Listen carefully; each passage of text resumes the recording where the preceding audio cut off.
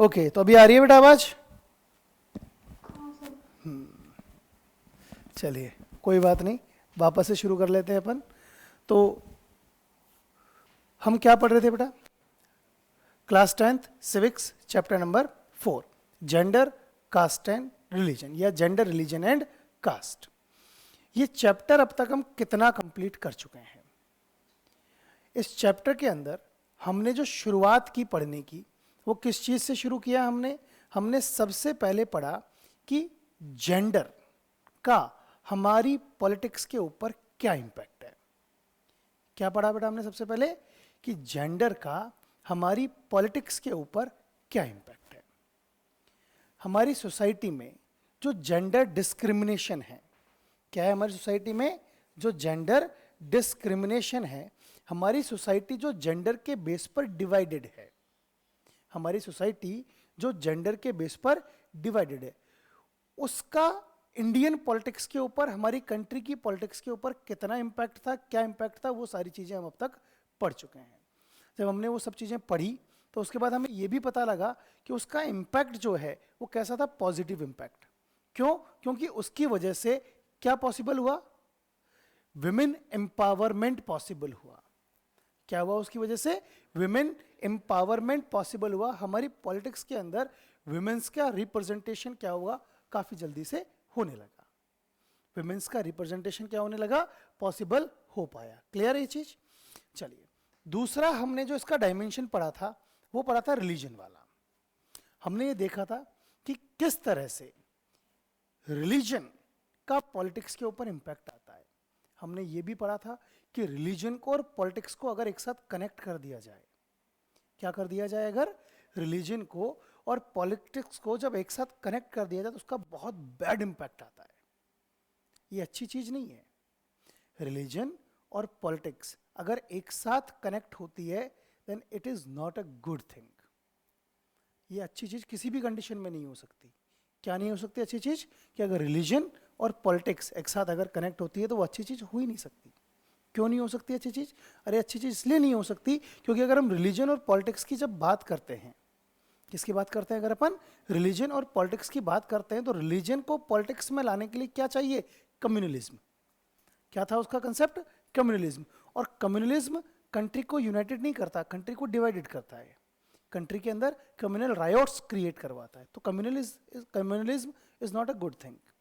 Communist जो लोग थे उनकी सोच क्या थी? कि जो सेम रिलीजन के लोग हैं उनकी एक कैटेगरी एक होती है, उनका एक ग्रुप होता है, उनका इंटरेस्ट भी एक होता है, उनके अंदर कोई कॉन्फ्लिक्ट्स ऑफ इंटरेस्ट नहीं होते हैं। लेकिन जो कौन से लोग होते हैं?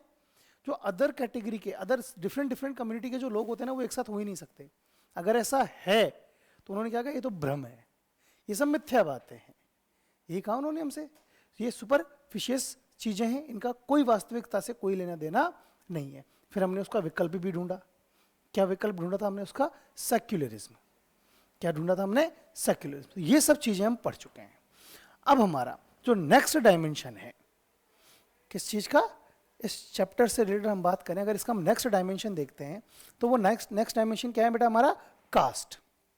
क्या है हमारा नेक्स्ट डायमेंशन? कास्ट। कास्ट का हमारी इंडियन पॉलिटिक्स पे इंपैक्ट क्या होता है, या पॉलिटिक्स के अंदर कास्ट का क्या इंपैक्ट होता है? इस कास्ट वाले टॉपिक को हम 3 डायमेंशन में पढ़ेंगे। सबसे पहले हम पढ़ेंगे कि कास्टिज्म होता क्या है, कास्ट सिस्टम क्या होता है, कास्ट सिस्टम एक्चुअल में जनरेट कैसे हुआ, और कास्ट और रिलीजन में क्या डिफरेंस है। हमने रिलीजन में पढ़ लिया, कास्ट और रिलीजन में क्या डिफरेंस है। रिलीजन अलग चीज हो गई, कास्ट अलग चीज हो गई। उसके बाद हम जो पढ़ेंगे वो क्या पढ़ेंगे? Caste in politics. और फिर हम पढ़ेंगे पॉलिटिक्स इन कास्ट। अब ये कास्ट इन पॉलिटिक्स और पॉलिटिक्स इन कास्ट, ये दोनों अलग अलग टॉपिक है। सुनने में एक जैसे लगते हैं कि आगे पीछे ही तो वर्ड किए हैं हमने, लेकिन केवल आगे पीछे वर्ड नहीं किए हैं। दोनों टॉपिक से बिल्कुल अलग अलग है, दोनों का कंसेप्ट ही बिल्कुल अलग अलग है। बिल्कुल अलग इन द सेंस कि बिल्कुल इनका समझने का तरीका हमारा अलग है। चाहे दोनों में चीजें एक आ जाए लेकिन दोनों अलग है। कन्फ्यूजन क्रिएट करते हैं। तो वो कन्फ्यूजन का समाधान क्या है? कि देखो, मैंने बात की कास्ट इन पॉलिटिक्स, पहले क्या आ रहा है? कास्ट। कास्ट का वेटेज है पॉलिटिक्स के ऊपर, कास्ट का वेटेज है किसके ऊपर? पॉलिटिक्स के ऊपर। दूसरा डायमेंशन हम पढ़ेंगे पॉलिटिक्स इन कास्ट। पहले क्या आ रहा है? तो पॉलिटिक्स का वेटेज है किसके ऊपर?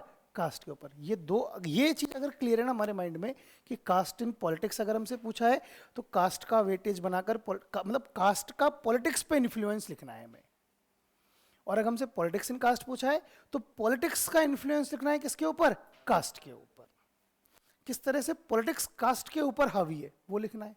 और अगर हम कास्ट इन पॉलिटिक्स की बात करेंगे तो कैसे कास्ट पॉलिटिक्स के ऊपर हावी है वो हमें लिखना है। इसका एक छोटा सा एग्जांपल मैं देता हूँ सबसे पहले आपको, है ना। चैप्टर को एक थीम को हम एक स्टार्ट करते हैं, बेस स्टार्ट करते हैं।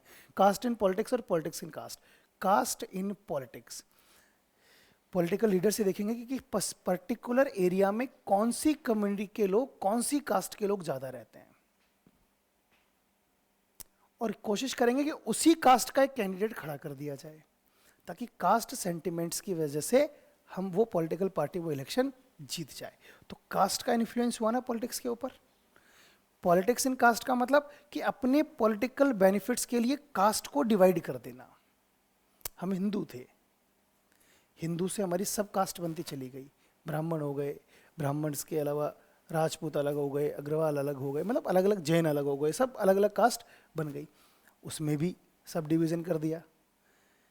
अग्रवालों में भी कोई और हो गया, अग्रवाल मतलब जो बनिए थे, पहले तो बनिए ही थे हिंदू, अब बनियों में भी अग्रवाल अलग हो गए, खंडेलवाल अलग हो गए, पौरवाल अलग, मतलब वो भी अलग अलग कर दिया।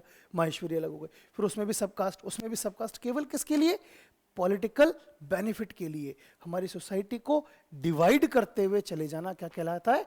अब यहां पर पॉलिटिक्स आ गई है। पॉलिटिक्स किसके ऊपर आ गई है? कास्ट के ऊपर। कास्ट को एक आधार बना लिया अपनी पॉलिटिक्स करने के लिए, तो वो क्या हो गया? Politics in cast. डिफरेंशिएशन हमें समझ में आया? तो चलिए इस चैप्टर को हम इस टॉपिक को हम स्टार्ट करते हैं। चैप्टर हमने पहले से स्टार्ट किया हुआ है। हमारा जो टॉपिक है, क्या है हमारा टॉपिक? Cast and politics. क्या पढ़ेंगे आज हम?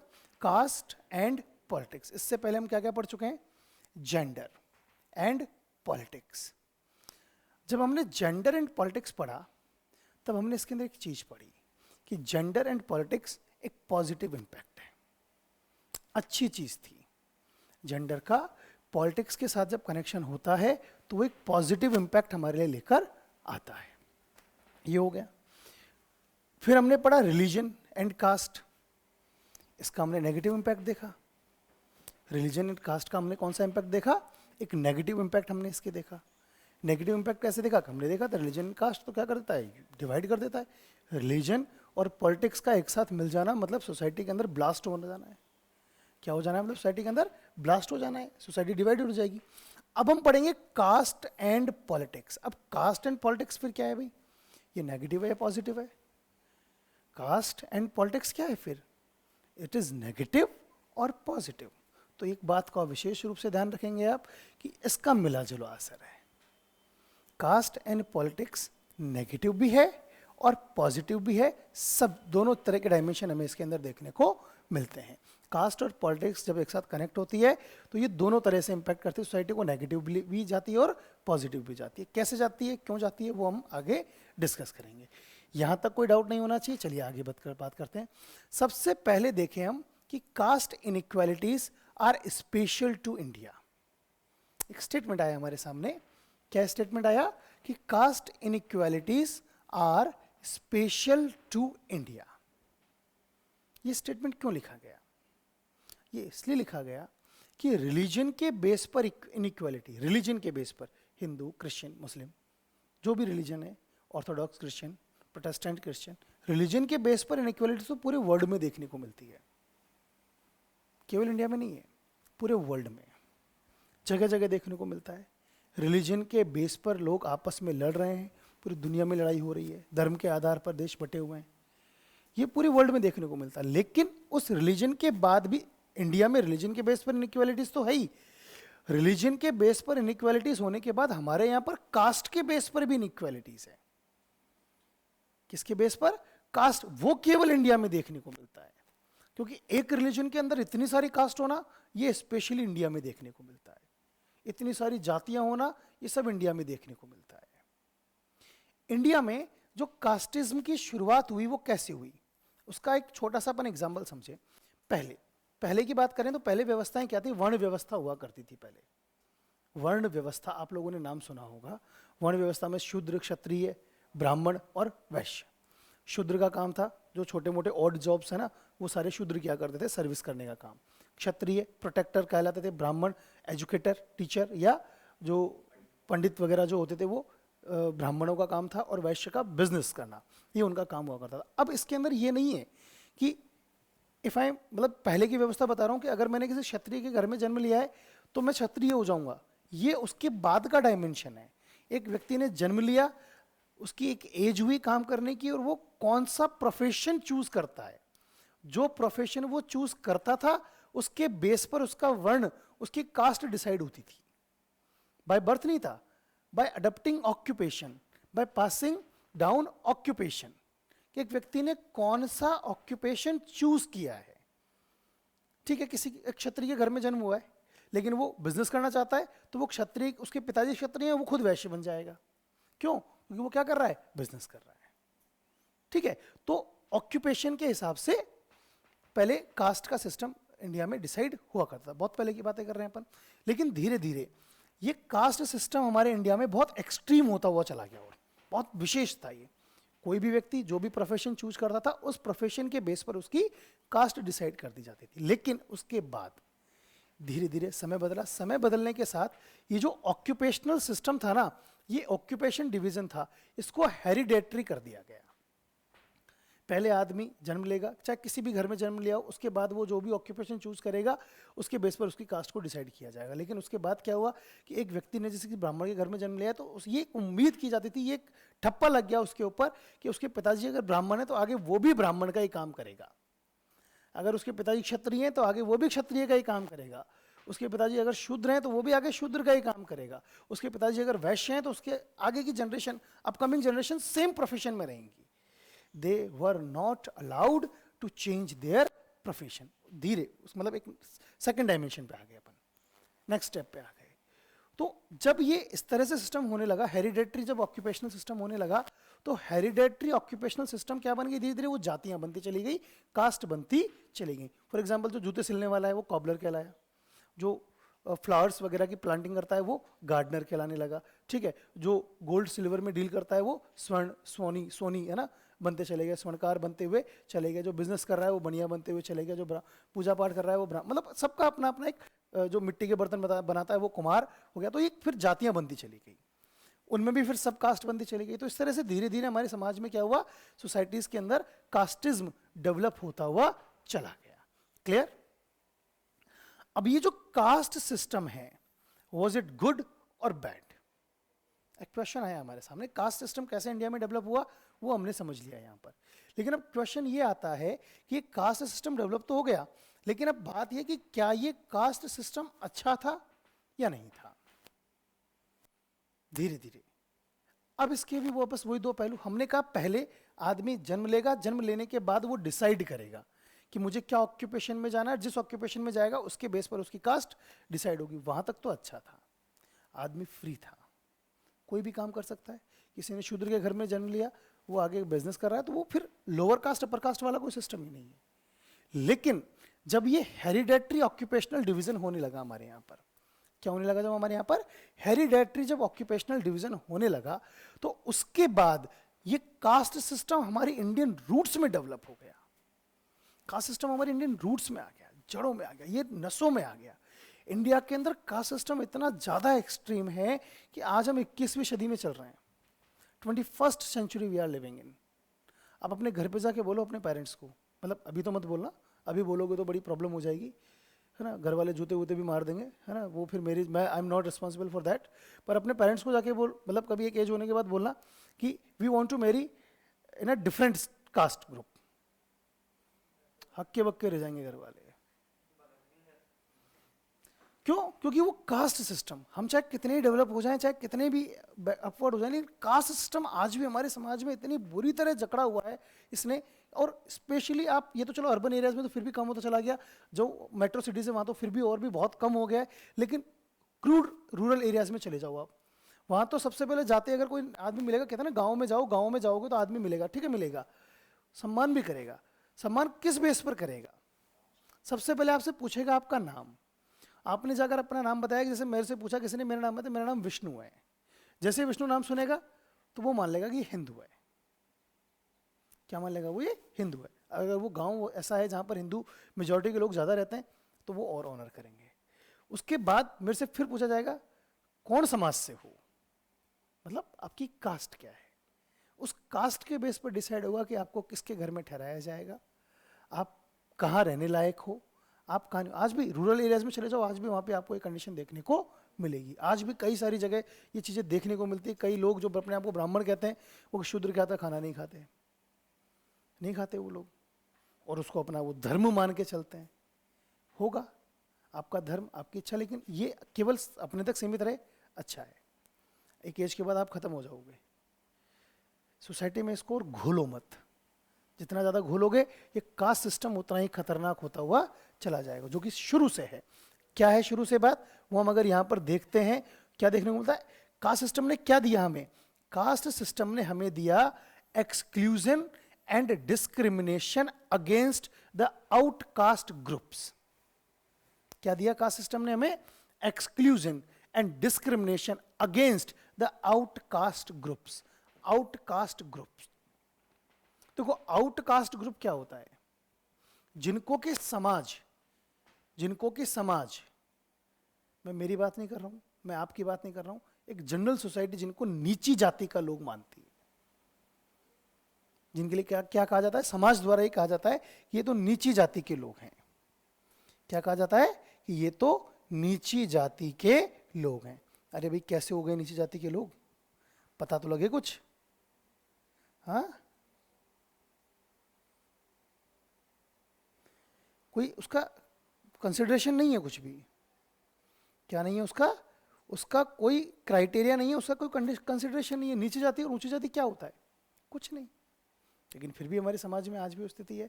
तो जो आउटकास्ट ग्रुप्स थे, जिनको कि समाज नीची जाति का लोग को का मानता है, उनके साथ एक्सक्लूजन मतलब उनको ये परमिशन नहीं है कि वो हाई कास्ट ग्रुप जिनको समाज मानता है उनके साथ रह सके, उनको उनसे दूर कर दिया गया।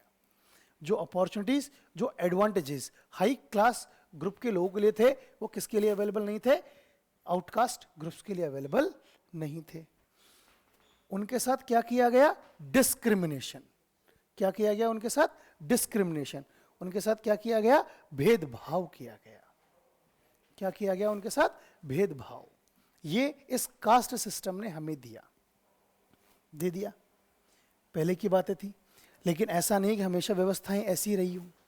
ऐसा नहीं था कि व्यवस्थाएं हमेशा ऐसी ही रही हो, इनमें कोई सुधार नहीं आया। वक्त के साथ इन आउटकास्ट ग्रुप्स का अपलिफ्टमेंट भी हुआ। और अपलिफ्टमेंट कैसे हुआ, इनको आगे कैसे लाया गया, उसके लिए कई सारे काम हमारी गवर्नमेंट द्वारा किए गए। और केवल गवर्नमेंट ने नहीं किए, कई सारे लोग आए। और जो कई सारे लोग आए उनमें सबसे पहले हम बात करते हैं किसकी? सोशल रिफॉर्मर्स की। किसकी बात करते हैं सबसे पहले हम? Social reformers. सोशल रिफॉर्मर्स मतलब ऐसे लोग जो समाज के सुधारक कहे जाते हैं, ऐसे लोग जो सोसाइटी के वेलफेयर के लिए बात करते हैं, ऐसे जो लोग जो सोसाइटी के अपलिफ्टमेंट के लिए बात करते हैं। जो ऐसे ग्रुप जिनको कि हम आउटकास्ट ग्रुप कहते हैं, इनको आगे बढ़ाने के बारे में जो अपनी चिंता व्यक्त करते हैं, वो क्या कहलाते हैं? सोशल रिफॉर्मर्स कहलाते हैं। राजा राम मोहन राय, जिन्होंने बाल विवाह, सती प्रथा जैसे जो काफ़ी बुराइयां थी इनके बारे में काम किया। ठीक है, कुछ इंपॉर्टेंट नाम आते हैं। ज्योतिराव फुले, महात्मा गांधी, जिन्होंने जो अनटचेबिलिटी है इसके ऊपर काफ़ी उन्होंने वर्क किया। अनटचेबिलिटी को रिमूव करने के लिए उन्होंने, छुआछूत की जो बीमारी थी उसको दूर करने के लिए उन्होंने काफ़ी काम किया। बी आर अम्बेडकर, इन्होंने भी अपनी सोसाइटी के अंदर, हमारे देश के अंदर इक्वलिटी लाने के लिए काफ़ी प्रयास किया, काफ़ी मेहनत की। क्लियर है चीज़? सिंपल सी बात है, कोई दिक्कत वाली बात यहाँ पर नहीं है। क्लियर है ये चीज़? कोई डाउट? कन्फर्म? चलिए आगे बात करते हैं। एक और तरीका था सोशियो इकोनॉमिक चेंजेस। इन ग्रुप्स के अपलिफ्टमेंट का एक तरीका क्या था? Socio economic changes. ये जो लोग थे, इनके सोशल, इनके इकोनॉमिकल स्टेटस में चेंजेस लाया गया। वो कैसे आया? उसका तरीका था अर्बनाइजेशन जैसे जैसे बढ़ने लगा। क्या बढ़ने लगा? जैसे जैसे अर्बनाइजेशन जैसे जैसे बढ़ने लगा, लोग शहरों में जाने लगे। अब ये जो की भी हम बात करते हैं, कौन सी बातें करते हैं बेटा, अपन बात करते हैं सब ये डिस्क्रिमिनेशन है कास्ट के बेस पर, ये आपको रूरल अर्बन एरियाज में देखने को नहीं मिलेगा, बहुत कम देखने को मिलेगा। आज हमारे घर के बगल में बहुत सारे अलग अलग कास्ट के लोग रहते हैं, हम उनके साथ डिस्क्रिमिनेशन नहीं करते हैं, साथ में बैठते हैं, साथ में उठते हैं, लेकिन गाँव में ये चीज़ आपको देखने को नहीं मिलेगी। गाँव में आज भी वहाँ पर भेदभाव, वहाँ पर डिस्क्रिमिनेशन देखने को मिलेगा। अर्बन एरियाज में सब चीज़ें देखने को नहीं मिलेगी।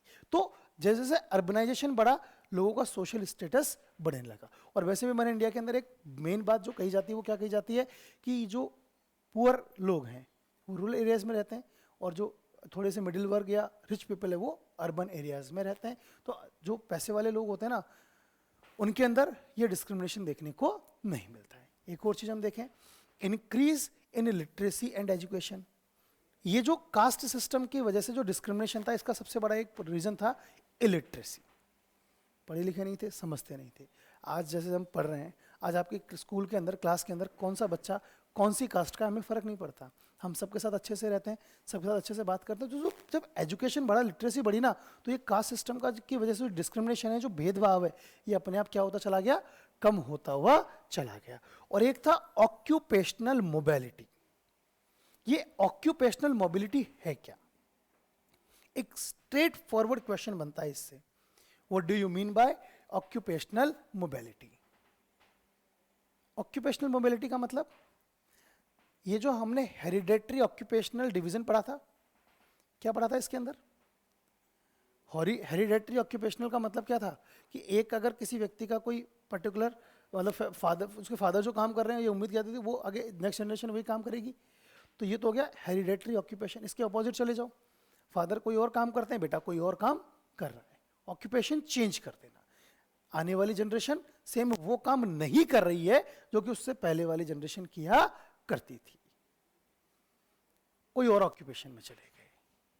पिताजी सुनार थे, बेटा कोई ऑफिसर बन गया, गवर्नमेंट के पोस्ट पे चला गया। पिताजी गवर्नमेंट पोस्ट में थे जो, या कोई कॉबलर थे, बेटा टीचर बन गया। कुछ भी हो सकता है। ऑक्यूपेशनल मोबिलिटी मतलब नेक्स्ट जनरेशन के द्वारा जो ऑक्यूपेशन अडॉप्ट किया जाएगा वो कास्ट के बेस पर नहीं होगा। पहले एक व्यवस्था थी कि अगर किसी के नाम के आगे खाती लगा हुआ है तो क्या लकड़ी का काम करेगा। अब क्या खाती के वो लकड़ी का ही काम करते हैं क्या? वो कपड़े का काम भी करते हैं, है ना, वो सोनी का काम भी करते हैं, सुनार का काम भी करते हैं। हर कास्ट ग्रुप सारे काम करती जा रही है। तो इसने भी क्या किया है, हमारे यहाँ पर इन कास्ट ग्रुप, कास्ट सिस्टम की वजह से जो सोसाइटी के अंदर डिस्क्रिमिनेशन था उसको हटाने का काम किया है, इनको अपलिफ्ट करने का काम किया है। आज स्टॉप दोनों चीज़ें समझ में आई होंगी आपको। तो कैसे इनका अपलिफ्टमेंट हुआ, पहला सोशल रिफॉर्मर्स ने किया, दूसरा सोशो इकोनॉमिक चेंजेस आए, और तीसरा जब हमारा कॉन्स्टिट्यूशन बनाया गया था, उस कॉन्स्टिट्यूशन में भी इनको प्रोटेक्ट करने के लिए कई सारे प्रोविजंस बनाए गए। क्या किया गया? उस कॉन्स्टिट्यूशन में भी इनको प्रोटेक्ट करने के लिए क्या किया गया? कई सारे प्रोविजंस बनाए गए थे। क्लियर? कई सारे रूल्स एंड रेगुलेशंस बनाए गए जिनमें ये स्पष्ट लिख दिया गया, अगर कोई भी कास्ट के बेस पर किसी के साथ डिस्क्रिमिनेशन करता है तो it is a punishable offence. It is a punishable offence. Clear है? यहां तक कोई दिक्कत है? अब अगर हम ट्रेसेस ऑफ कास्ट सिस्टम की बात करें, कास्ट सिस्टम अगर हम देखना चाहें तो उसका एक सिंपल सा स्थिति है कि एक ये हमारे समाज में व्यवस्था है कि जो हाई कास्ट के लोग हैं ना, उनका इकोनॉमिक स्टेटस अच्छा होगा, लोअर कास्ट के लोगों का इकोनॉमिक स्टेटस अच्छा नहीं होगा। पहले यही व्यवस्था थी, पहले पहचान का आधार भी यही था। हालांकि अब चीज़ें बदल गई है। सोसाइटी के अंदर हमारे कॉन्स्टिट्यूशन में रिजर्वेशन की व्यवस्था की गई। रिजर्वेशन के थ्रू ऐसे जो लोअर कास्ट के लोग थे वो भी अब काफ़ी अपलिफ्ट हो गए हैं, उनको भी काफ़ी अब समृद्ध हो गए हैं, एक तरीके से हम कहते हैं प्रॉस्परस हो गए हैं वो लोग भी। अब वो इतनी चीज़ें देखने को नहीं मिलती, लेकिन इसका ट्रेसेस हमें इसी तरह से देखने को मिलते हैं। तो ये हमने बात की कास्ट एंड पॉलिटिक्स को वाले टॉपिक के अंदर कास्टिज्म की, कि कास्ट है क्या। ठीक है, अब हम आगे बढ़ते हैं। कास्टिज्म की बात नहीं की, एक्चुअली में हमने कास्ट सिस्टम की बात की है। कास्टिज्म क्या होता है वो हम आगे बढ़ेंगे, है ना। चलिए, क्या है हमारा टॉपिक? मैंने कहा 2 डायमेंशन में पढ़ेंगे इसको हम। पहला कास्ट एंड पॉलिटिक्स और दूसरा पॉलिटिक्स इन कास्ट। एक क्या पढ़ेंगे हम? कास्ट इन पॉलिटिक्स, और दूसरा हम पढ़ेंगे पॉलिटिक्स इन कास्ट। तो चलिए हम सबसे पहले शुरू करते हैं, कौन सा? Caste in politics. शुरू करें अपन कि कास्ट इन पॉलिटिक्स का क्या हमारा मतलब होता है। ध्यान देंगे आप, हमने पढ़ा था कम्युनलिज्म, याद है? कम्युनलिज्म के अंदर जो लोग कम्युनल मानसिकता के जो लोग थे, उनके लिए आधार क्या था डिवीजन का? रिलीजन, धर्म के आधार पर वो बंटवारा करते थे। उनके लिए सबसे ऊपर क्या है? सिर्फ और सिर्फ रिलीजन। सेम उसी कंसेप्ट को फॉलो करो तो आपको आ जाता है कास्टिज्म। रिलीजन के बेस पर अगर डिवीजन है तो वो क्या कहलाएगा? कम्युनलिज्म। और अगर सेम कंसेप्ट हम रिलीजन को हटाकर क्या लिख दें? कास्ट। कंसेप्ट सेम है तो वो क्या बन जाएगा? Casteism. Caste is the basic and all that. सब कुछ वही है जो किसमें था? रिलीजन में, कम्युनलिज्म में। वहां रिलीजन था, यहां पर क्या है? कास्ट है। अब कास्ट का पॉलिटिक्स के अंदर कैसे इंपैक्ट आता है? कास्ट कैसे पॉलिटिक्स को इन्फ्लुएंस करती है? How caste influence the politics. How caste influence the politics. Caste कैसे पॉलिटिक्स को इन्फ्लुएंस करती है वो हम यहां पर क्या करेंगे? ध्यान से समझेंगे। ध्यान दीजिए आप। देखो, सबसे पहले कैसा? Mustering support of a specific caste by giving special attention to the caste composition of that constituency. नई बात समझ में आई? लाइन क्या लिखा है? बड़ा आसान सी लाइन है। एक कॉन्स्टिट्यूंसी में, कॉन्स्टिट्यूंसी क्या होती है सबको पता है ना? हमारा पूरा जो देश है वो छोटी छोटी कॉन्स्टिट्यूंसीज में डिवाइडेड है। तो एक कॉन्स्टिट्यूंसी में इलेक्शन के टाइम पर रिप्रेजेंटेटिव के रूप में कौन से कैंडिडेट को हमें इलेक्शन कॉन्टेस्ट करवाना है? कौन से कैंडिडेट को हमें इलेक्शन कॉन्टेस्ट करवाना है, ये किस चीज पे डिपेंड करता है? इस चीज को डिसाइड करने के लिए जो हमारे पॉलिटिकल लीडर्स हैं, जो पॉलिटिकल पार्टीज है, वो किस चीज को बेस बनाती है? उनको बेस बनाया उन्होंने कि उस पर्टिकुलर कॉन्स्टिट्यूंसी में कौन सी कास्ट का इन्फ्लुएंस ज्यादा है। इन्फ्लुएंस ज्यादा का मतलब कि कौन सी कास्ट के लोग ज्यादा रहते हैं, तो उसी कास्ट के व्यक्ति को टिकट दिया जाए पॉलिटिकल पार्टी द्वारा। उसी कास्ट के व्यक्ति को क्या दिया जाए? टिकट दिया जाए, ताकि उस पर्टिकुलर कास्ट के लोगों का सपोर्ट लिया जा सके। फॉर एग्जाम्पल, हम हमारे एरिया की बात करते हैं। हमारे एरिया में एक पर्टिकुलर कम्युनिटी, जिसको हम मीणा कम्युनिटी कहते हैं, वो काफ़ी रहती है हमारे यहाँ पर। अब हमारे यहाँ पर जितने भी कैंडिडेट जो पॉलिटिकल पार्टी जाते हैं, वो कोशिश करती है कि यहाँ पर मीणा कम्युनिटी को ही वोट दिया जाए, ताकि मीणा कम्युनिटी के लोग मीणा अपने कास्ट को देखकर क्या करें? उसको वोट दें और उसका बेनिफिट उनको मिल सके। तो वही हमने लिखा है। मैं वापस पढ़ देता हूँ इस चीज़ को, ध्यान देंगे आप। Mustering support of a specific caste by giving special attention to the caste composition of that constituency। देखो, मैं किसी पर्टिकुलर कम्युनिटी की बात नहीं कर रहा हूं, एक एग्जांपल दिया है मैंने अपने यहां के हिसाब से। बाकी किसी पर्टिकुलर एरिया में हो सकता है अग्रवाल रहते हो, तो वहां पे पॉलिटिकल पार्टीज क्या करेंगी? अग्रवाल कैंडिडेट को वोट देने, वो टिकट देने की कोशिश करेगी। ठीक है, किसी पर्टिकुलर कम्युनिटी में अगर राजपूत रहते होंगे तो वहां पे पॉलिटिकल पार्टी क्या करेगी? राजपूत को खड़ा कर देंगी, क्योंकि जितने ज्यादा लोगों को क्या कास्ट सेंटिमेंट्स के थ्रू लोगों को अपनी तरफ अट्रैक्ट करने का प्रयास करते। देखो, आपकी कास्ट का लोग है, आदमी है, आपका भाई है, तो इसको आप क्या करो? सपोर्ट करो। Mustering support of a specific caste, उस स्पेसिफिक कास्ट से अपने बेनिफिट के लिए सपोर्ट लेने का प्रयास किया जाता है by giving special attention to the caste composition of that constituency, कि उस कॉन्स्टिट्यूंसी का कास्ट कंपोजिशन किस तरह का है। कास्ट कंपोजिशन, इसको एथनिक कंपोजिशन की तरह समझ लो। श्रीलंका, बेल्जियम में मैंने पढ़ा था, जैसे वहां पढ़ा था ना, श्रीलंका में सेनालास थे और तमिल्स थे, वैसे कि किसी पर्टिकुलर एरिया में अलग अलग कास्ट के लोग रहते होंगे, तो उसमें देखा जाएगा ज्यादा कास्ट के लोग कौन से रहते हैं, है ना? ज्यादा कास्ट के लोग कौन से रहते हैं। जैसे एक पर्टिकुलर एरिया है कि यहाँ पर यार टोटल 100% लोग हैं, इसमें से 74% लोग तो एक पर्टिकुलर, जैसे मान लो अग्रवाल कम्युनिटी का आदमी है कोई, 4% लोग किसके हैं? अग्रवाल कम्युनिटी के। बाकी के 26 अलग अलग कम्युनिटी के हैं, तो ज्यादा वर्चस्व किसका है? ज्यादा पॉपुलेशन किसकी? अग्रवाल की। तो कोशिश करेंगे कि अग्रवाल कम्युनिटी का कोई कैंडिडेट खड़ा कर दिया जाए ताकि उसका बेनिफिट उठाया जा सके। क्लियर? इस लाइन का मतलब समझ में आ गया?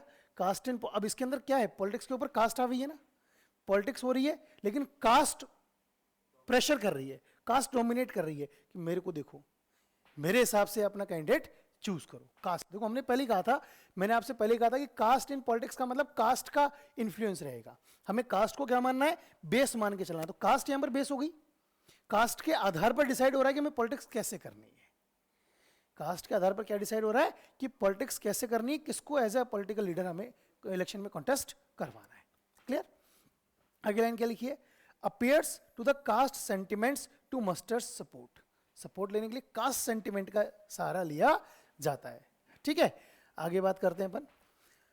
1 पर्सन 1 वोट, हर एक आदमी को एक वोट देने का अधिकार है। ऐसा तो है नहीं कि जैसे पर्टिकुलर एरिया है कि यहां पर ये 65% लोग कौन रहते हैं, कास्ट ए के लोग रहते हैं, है ना, और यहां पर 15% लोग कौन सी कास्ट के रहते हैं, कास्ट बी के लोग रहते हैं। कितने बचे? ये हो गया 80। और 20% लोग कौन से रहते हैं, कास्ट सी के लोग रहते हैं। अब उनको पता है एक आदमी एक ही तो वोट देगा, ऐसा तो कर नहीं सकते कि कास्ट बी के जो लोग हैं इनका 1 वोट 2 वोट काउंट हो जाएगा, कास्ट सी के लोगों का 1 वोट 3 वोट के बराबर काउंट हो जाएगा, नहीं ना, सबका सिंगल वोट है। तो अब ये ज्यादातर लोग, ये 65% लोग जिसको वोट देंगे वो जीत गया अपने आप। 65% लोग जिसको वोट देंगे वो जीत गया। तो वो उसी कास्ट के इन्हीं में से एक आदमी को इलेक्शन में खड़ा कर दिया ताकि इसकी कास्ट के लोग तो इसको वोट दें और वो कास्ट सेंटिमेंट का सहारा लिया जा सके। तो कास्ट के बेस पर पॉलिटिक्स हो रही है, कास्ट का डोमिनेंस है पॉलिटिक्स के ऊपर। क्लियर है ये बात? आगे बात करते हैं अपन। Support of castes which were treated as inferior and low. मान लो एक पर्टिकुलर एरिया में, जैसे मैंने भी एग्जांपल दिया था आपको, 65% कौन सी है, कास्ट ए। अब ये कास्ट ए जो है ना, लेकिन ये वो कास्ट है जो आज तक इंफीरियर मानी जाती थी समाज में, जिसको निचली जाति मानी जाती थी, लो कास्ट, पिछड़ी हुई जाति जिनको मानी जाती थी। फायदा हुआ कि नहीं हुआ इसको? इन्हीं, अब क्या है, अगर कास्ट के बेस पर अगर आपको अपना कैंडिडेट खड़ा करना है तो इन्हीं में से इस जो आज तक पिछड़ी हुई जाति थी, जिस कास्ट को आज तक किसी ने क्या नहीं दिया, तवज्जो नहीं दी, जिसके ऊपर किसी ने ध्यान नहीं दिया, उसको क्या किया जाएगा, उसमें से एक व्यक्ति लीडर बनेगा। लीडर बनेगा तो वो कास्ट का रिप्रेजेंटेशन जाएगा कहां पर, हमारे गवर्नमेंट के अंदर पावर में आ जाएगी वो कास्ट। उस कास्ट का कोई ना कोई आदमी पावर में आएगा, तो ये एक बेनिफिट है, पॉजिटिव इंपैक्ट। हमने पहले ही बताया कि कास्ट एंड पॉलिटिक्स की जब हम बात करेंगे तो कास्ट एंड पॉलिटिक्स नेगेटिव भी है और पॉजिटिव भी। तो पॉजिटिव इंपैक्ट देखने को मिला कि ऐसी कास्ट, उस कास्ट को सपोर्ट मिलेगा जो आज तक इंफीरियर थी या जिसको लो ट्रीट किया जाता था। ये एक सिस्टम समझा, लेकिन ये जो हमने समझा ऐसा होता नहीं है। This is far from true. सच्चाई ऐसी है नहीं, लेकिन ये जो दिख रहा है ना, ये सच्चाई नहीं है। क्या दिख रहा है कि बस आप उस पर्टिकुलर आदमी को खड़ा कर दो और इलेक्शन जीत जाओ, ऐसा होता नहीं है। क्यों नहीं होता है, उसके पीछे रीजन है। क्या रीजन है वो हम यहां पर देखते हैं। ठीक है, चलिए आगे देखते हैं अभी अपन। देखिए, तो हमने क्या समझा यहां पर कि ये सच्चाई नहीं है। लेकिन क्या सच्चाई नहीं है? ये सच नहीं है कि ऐसा होता हो। जो चीज हमने पढ़ी कास्ट के, क्यों, उसका पीछे रीजन है, बहुत बड़ा रीजन है। रीजन क्या है वो देखते हैं अपन। रीजन है कि no parliamentary constituency in the country has a clear majority in single caste. सबसे बड़ी प्रॉब्लम तो यह है कि यह बात आपने समझ तो ली कि साहब एक पर्टिकुलर एरिया में 70% लोग कास्ट ए के रहते हों, बाकी कास्ट बी के, कास्ट सी के बहुत कम रहते हों। देश में एक भी कॉन्स्टिट्यूंसी ऐसी नहीं है जिसमें ऐसी व्यवस्था हो। जब ऐसी व्यवस्था है ही नहीं देश में, कहीं भी ऐसी व्यवस्था ही नहीं है कि कहीं भी इस तरह का कंपोजिशन हमारे कंट्री में होता हो। नहीं, क्यों? ये तो 3 ही कास्ट की बात की है। हमारी कंट्री की एक्चुअलिटी तो ये है कि एक पर्टिकुलर एरिया में 10, 12, 15 कास्ट के लोग रहते हैं डोमिनेंस में, और इनका कंपोजिशन निकालें तो किसी का 6%, किसी का 7%, किसी का 10%, इस तरह से आता है। तो ये तो फिर जब ऐसा कंपोजिशन ही नहीं है तो बेनिफिट कहां से उठाओगे उस चीज का? पहली चीज क्लियर। दूसरी चीज ये भी है कि मान लिया कि है भी, एक ढूंढ ढांड के तुमने बड़ी मेहनत से एक एरिया ऐसा निकाल भी दिया, निकाल दिया आपने एक एरिया कि जहां पर 70% लोग कास्ट ए के रहते हैं। एग्जाम्पल में हम लेंगे 3 पॉलिटिकल पार्टीज को। कितनी पॉलिटिकल पार्टीज को लेंगे? 3। जैसे हमने ले लिया एक तो आम आदमी पार्टी, एक भारतीय जनता पार्टी और एक कांग्रेस। आम आदमी पार्टी ने देखा अगर यहां पर 70% लोग कास्ट ए के रहते हैं, तो आम आदमी पार्टी ने अपना जो कैंडिडेट है ना वो कास्ट ए से खड़ा कर दिया, तो कास्ट ए का एक ही आदमी थोड़ी है वहां पे। बीजेपी ने भी कास्ट ए का ही खड़ा कर दिया और कांग्रेस ने भी कास्ट ए का ही खड़ा कर दिया। अभी तो एक ही कास्ट डिवाइड हो गई। लो मस्टर करो, सपोर्ट कैसे ले लोगे? जितने भी पॉलिटिकल लीडर्स हैं ना पार्टी से, सबने उसी कास्ट के कैंडिडेट को क्या कर दिया, इलेक्शन में खड़ा कर दिया, जिस कास्ट की वहां पर क्या है, मेजॉरिटी है। इसने तो और डिवाइडेशन और ला दिया। अब ये कास्ट, एक कास्ट के लोग सारे सारे थोड़ी ना कि एक ही आदमी को वोट मतलब दे देंगे। अब ये तो अपने अपने कैंडिडेट को देंगे। पहली बात तो ये कास्ट डिवाइड हो गई। दूसरी बात और समझो कि जरूर थोड़ी ना कि इस कास्ट के सारे लोग केवल जाति के आधार पर ही वोट देते हो, या इस कास्ट के सारे लोग इनमें से किसी न किसी को पसंद ही करते हो सकता है नहीं करते हो, किसी दूसरी कास्ट को भी जाकर वोट दे सकते हैं। इनमें दूसरे पहले ये लोग तो किसी और को वोट दे सकते हैं, फोर्थ पार्टी को, इनमें से कोई भी, या अदर कास्ट में से कोई और इनको वोट दे सकता है। तो वो कॉम्बिनेशन तो चेंज हो गया ना सारा। जिस कॉम्बिनेशन के बेस पर आप अपनी पॉलिटिक्स करना चाह रहे हो, वो कॉम्बिनेशन क्या हो गया, पूरी तरह से चेंज हो गया। क्लियर? वही लिखा है, no party win the votes of all the voters of a caste और ए कम्युनिटी। किसी भी पार्टी को उस पर्टिकुलर कम्युनिटी के सारे वोट नहीं मिलते हैं, सारे वोट नहीं मिल सकते। उसके बाद डिफरेंट पार्टीज में put the candidates from the same caste. अलग अलग पार्टीज सेम कास्ट के कैंडिडेट भी तो खड़ी कर सकती है, ये भी एक प्रॉब्लम क्रिएट हो सकती है। आगे बात करें, ruling parties MPs and MLAs to lose elections. और जो रूलिंग पार्टी है उसके एमपीज, उसके एमएलएज वो इलेक्शन हार भी जाते हैं। क्यों? क्योंकि जनता अगर उनको पसंद नहीं कर रही है, चाहे वो सेम कास्ट का है, 5 साल पहले जाति के आधार पर उसको चुन लिया था, लेकिन अब उसने कुछ हमारे लिए किया नहीं, तो वो जाति का आधार क्या हो गया, बेकार हो गया। वो इलेक्शन क्या होंगे, हार जाएंगे। ठीक है? तो ये सब कास्ट के बेस पर पॉलिटिक्स यहां पर चल रही है। कास्ट का डोमिनेंस हमने यहां पर देखा है। तो ये हार भी जाते हैं। तो केवल कास्ट ही क्या नहीं है, एक मैटर नहीं है, और भी सारे बहुत सारे फैक्टर्स काम करते हैं। जैसे इमेज ऑफ लीडर, वो लीडर जो इलेक्शन में खड़ा है उसकी इमेज क्या है, सोशल इमेज कैसी है उसकी, लोग उसको पसंद भी करते हैं या नहीं करते। परफॉर्मेंस ऑफ रूलिंग पार्टी, कई बार क्या होता है, कोई कैंडिडेट अच्छा होता है, अच्छा कैंडिडेट है, लोग उसको पसंद भी करते हैं, लेकिन उसने किसी ऐसे पॉलिटिकल पार्टी से टिकट ले लिया जिस पॉलिटिकल पार्टी की क्या नहीं है, इमेज नहीं है। जो पॉलिटिकल पार्टी कभी जब भी रूलिंग में रही है उसने हमेशा लोगों को क्या किया है, परेशान ही किया है। तो उस केस में भी क्या होगी, एक प्रॉब्लम क्रिएट हो जाएगी। इसके अलावा बात करें, propagation methods of party workers, ये बड़ा इंपॉर्टेंट है। किसी भी पॉलिटिकल पार्टी के इलेक्शन जीतने के अंदर सबसे बड़ा हाथ किसका होता है, पार्टी वर्कर्स का। पार्टी वर्कर्स मतलब जो सबसे छोटे लेवल पर लोगों के साथ कनेक्टेड रहते हैं, वो किस तरह से अपनी पार्टी का प्रचार प्रसार कर रहे हैं। तो ये चीजें भी इंपॉर्टेंट, केवल कास्ट इंपॉर्टेंट नहीं है। तो ये हमने जो पढ़ा टॉपिक, वो क्या पढ़ा, कास्ट इन पॉलिटिक्स। पॉलिटिक्स के अंदर कास्ट किस तरह से इंपॉर्टेंट रोल प्ले करती है। क्लियर? कास्ट का डोमिनेंस हमने यहां पर देखा। आगे हम बात करते हैं, हमारा जो नेक्स्ट टॉपिक है वो क्या है, पॉलिटिक्स इन कास्ट। पॉलिटिक्स कैसे कास्ट को इन्फ्लुएंस करती है, कैसे, अब तक हमने क्या पढ़ा, कास्ट कैसे पॉलिटिक्स को इन्फ्लुएंस कर रही थी। अब आगे क्या पढ़ेंगे हम, कि किस तरह से पॉलिटिक्स कास्ट को इन्फ्लुएंस करती है। क्या पढ़ेंगे अब हम, कि किस तरह से पॉलिटिक्स क्या कर रही है, कास्ट को इन्फ्लुएंस कर रही है। क्लियर? वो देखते हैं अपन, क्या देखते हैं अपन इसके अंदर, कि politics to influence the state system and caste identities. कास्ट की आइडेंटिटी कैसी होगी, इसको भी पॉलिटिक्स क्या कर देती है, डिस्ट्रॉय कर देती है। उसका एग्जांपल देता हूं मैं आपको। कैसे?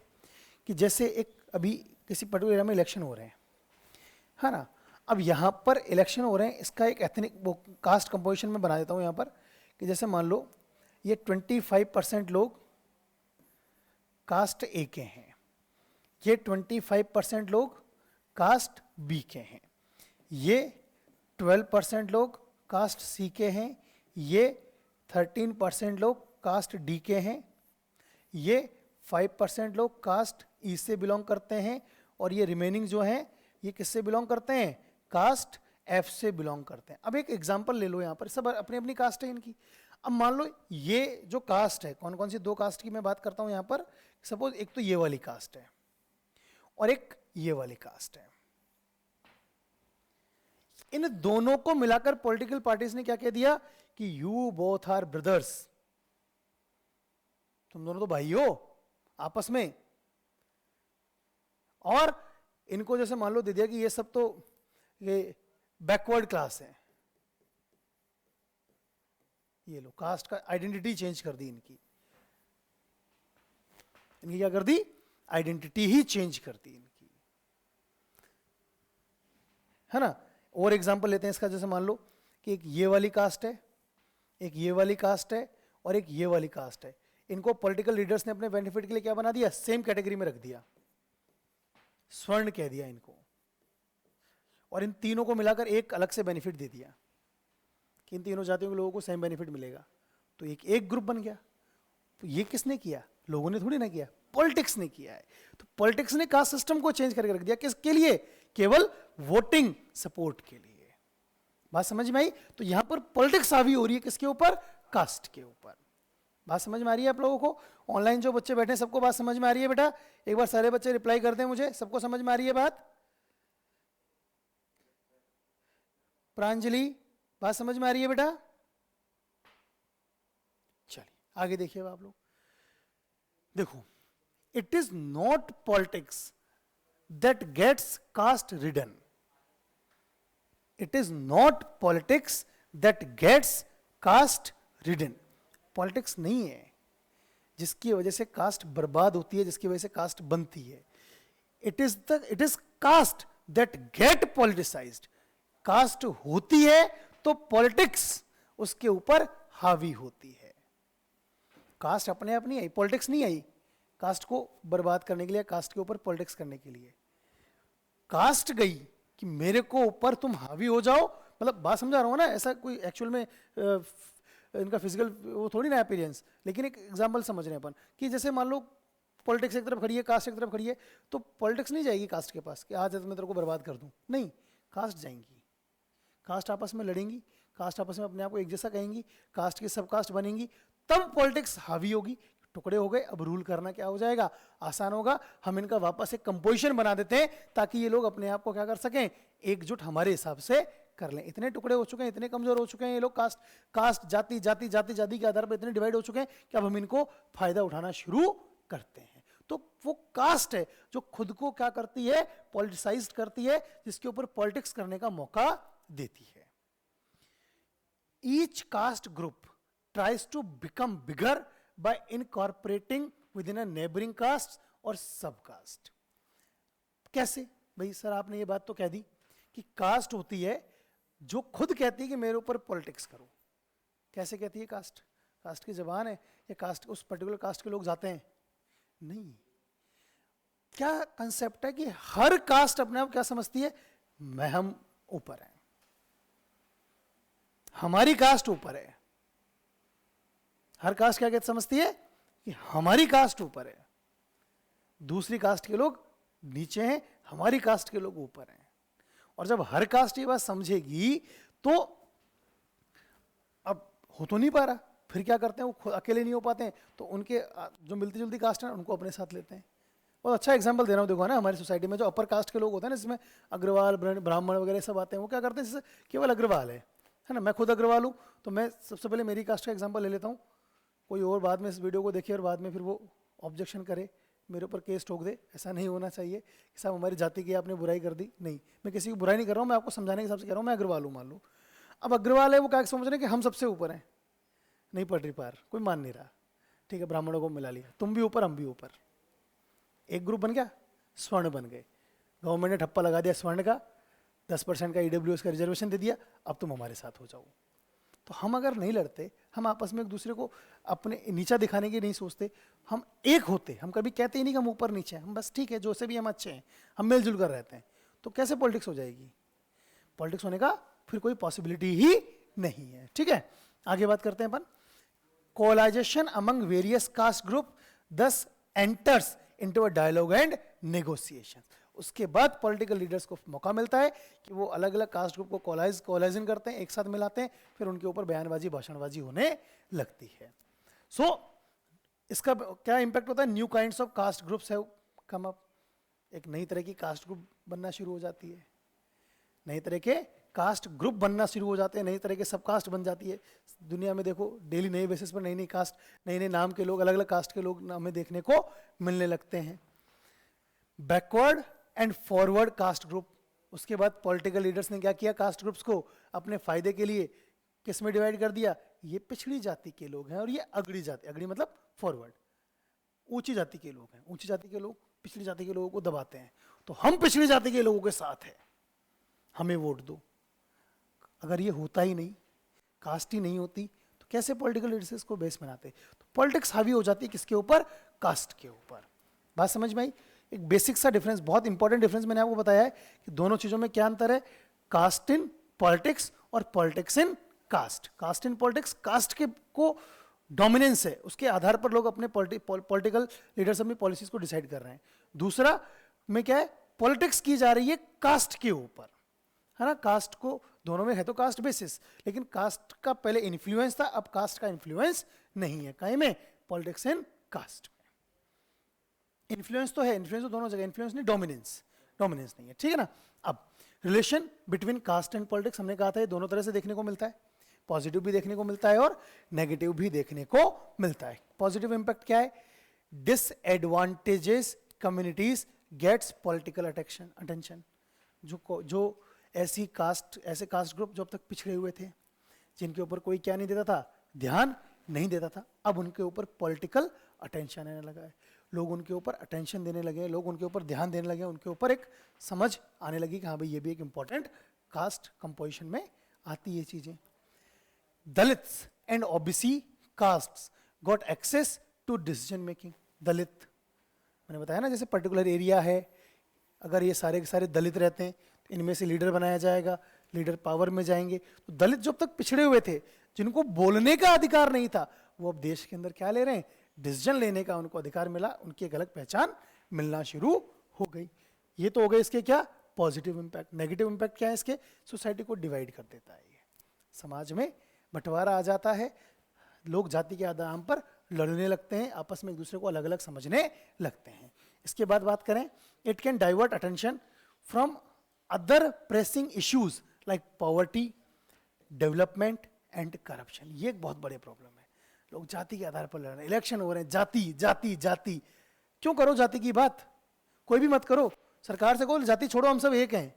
डेवलपमेंट की बात करो, अनएम्प्लॉयमेंट की बात करो, पॉवर्टी की बात करो।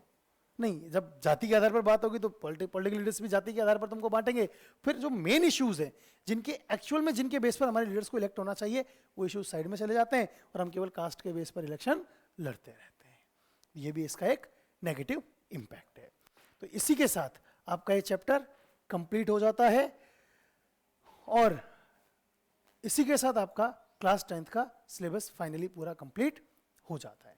बाकी सारे टॉपिक्स हम पहले कवर कर चुके हैं। रिवीजन क्लासेस 1-2 दिन में आपकी मैं स्टार्ट कर दूंगा, ठीक है, जिसमें हम सबसे पहले हिस्ट्री का फर्स्ट चैप्टर को रिवाइज करना शुरू करेंगे। ठीक है, थैंक यू क्लास।